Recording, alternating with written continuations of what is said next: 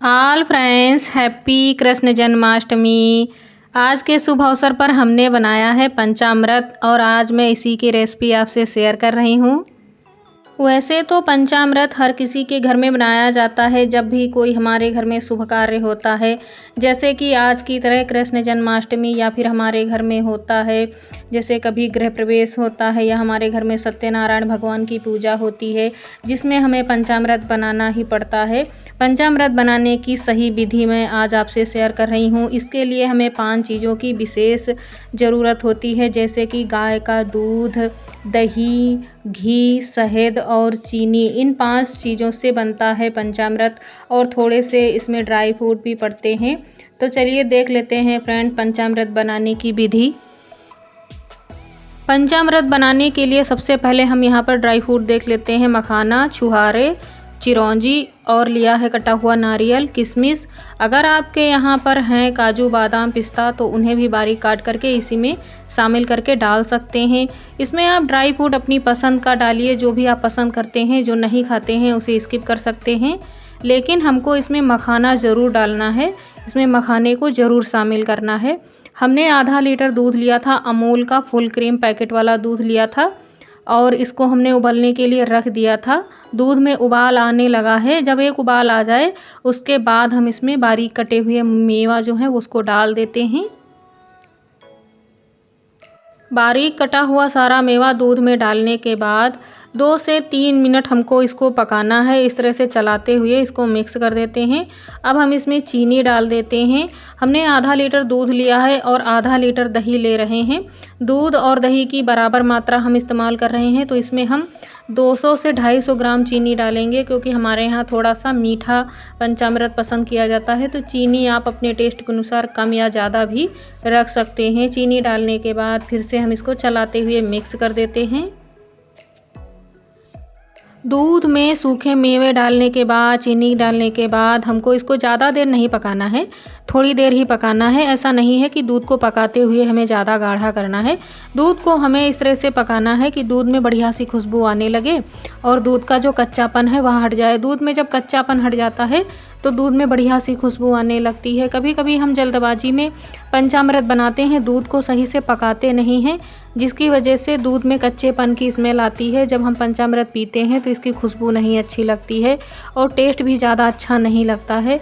दूध में जब हम 4-5 उबाल आने तक इसको पकाते हैं तो दूध बढ़िया से पक जाता है और इसमें खुशबू भी बढ़िया से आने लगती है, तभी हमारा पंचामृत बढ़िया बनता है। दूध में उबाल आ गया है, इस तरह से हमें 4-5 उबाल लगाने हैं दूध में। आंच को तेज़ रखते हैं और इस तरह से उबाल आने देते हैं। उबाल आने लगता है तो इस तरह से दूध को चला देते हैं और आंच को लो कर देते हैं, तो बढ़िया से दूध पक जाता है और ज़्यादा समय भी नहीं लगता है। दूध में उबाल आ गए हैं 4-5, तो अब हम आंच को बंद कर देते हैं और इसको छोड़ देते हैं ऐसे ही। गरम दूध में धीरे धीरे से मेवा भी फूलते रहते हैं और दूध भी ठंडा होता रहता है। अगर आपको थोड़ा सा जल्दी है तो आप एक बर्तन में ठंडा पानी डालिए और उसमें यह दूध का बर्तन रख दीजिए, जिससे दूध जल्दी ठंडा हो जाता है। लेकिन उससे एक यह दिक्कत होती है कि दूध के अंदर जो मेवा पड़े होते हैं वह सही से फूल नहीं पाते हैं, क्योंकि दूध जल्दी ठंडा हो जाता है, जिसकी वजह से मेवा थोड़े से कड़े रह जाते हैं। तो दूध को अपने आप ही धीरे धीरे ठंडा होने दीजिए। उसके बाद इसमें मिलाइए दही। हमने 1 लीटर दूध लिया था तो इसमें हम आधा लीटर दही मिला रहे हैं और दही बिल्कुल गाढ़ा होना चाहिए, खट्टा नहीं होना चाहिए। बिल्कुल फ्रेश ताज़ा दही हम इसमें मिलाएंगे। यदि हम पंचामृत में पतला दही इस्तेमाल करते हैं तो फिर पंचामृत बहुत ही पतला हो जाता है। गाढ़ा दही जब इसमें डालते हैं तभी पंचामृत बढ़िया गाढ़ा बनता है। दूध और दही की मात्रा बराबर लेनी है। 2 चम्मच इसमें हम शहद डाल देते हैं, तभी हमारा पूरी तरह से पंचामृत बन करके तैयार होगा। वैसे तो शहद इसमें पंडित जी मिलाते हैं, जब हमारे यहाँ कथा करते हैं तो पंडित जी डालते हैं, लेकिन आज तो हम अपने हाथ से खुद ही डाल रहे हैं। 1 चम्मच घी डालने के बाद इसको बढ़िया से मिक्स कर देते हैं।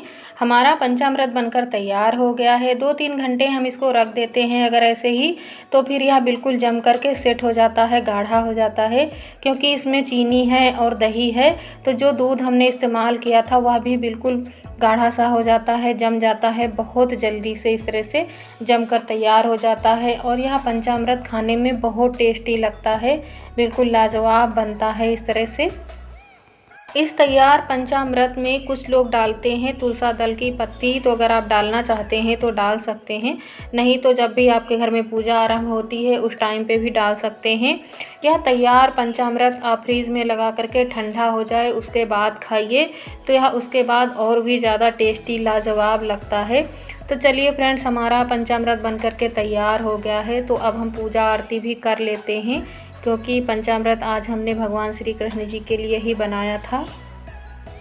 भगवान श्री कृष्ण जी का अति प्रिय तुलसा दल भी हमने यहाँ पे चढ़ा दिया है, आरती भी कर ली है। सो फ्रेंड्स, हमारी आज की चरणामृत विधि आपको कैसी लगी हमें कमेंट बॉक्स में ज़रूर बताना। रेसिपी अच्छी लगे तो चैनल को सब्सक्राइब कर लेना, क्योंकि आपको हमारे चैनल पर इसी तरह की लाजवाब रेसिपी देखने को मिलेंगी। सो फ्रेंड्स, मिलते हैं आपको इसी तरह की अगली लाजवाब रेसिपी के साथ, तब तक के लिए बाय बाय।